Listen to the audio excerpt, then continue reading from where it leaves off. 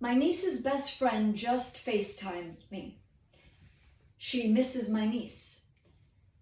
They used to do everything together, go to dance class, rehearsals, performances, sleepovers, laugh, as best friends do. But because my niece is not allowed to dance, then she's not dancing, her best friend. She only wants to dance if my niece is dancing. So you see, abusive parents, your abuse is a dominoes effect. It doesn't only hurt the child that you are abusing, it also hurts everyone around that child. So it's friendships and activities and so on and so forth. So once again, congratulations. Bravo, bravo, complimenti, complimenti, auguri, bravo. Once again, congratulations on your manipulation, domination, control.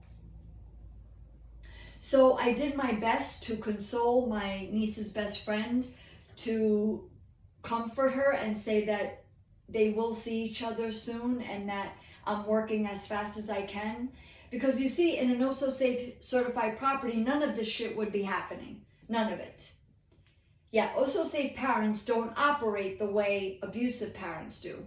They just don't. Because safety would be a required standard condition of residency. So anything that is unsafe, that hurts children, it would not be allowed. And we have mechanisms in place to make sure that safety is practiced on a regular basis.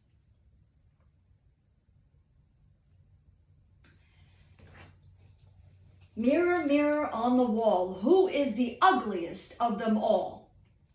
Abusers, abusers. Bye for now.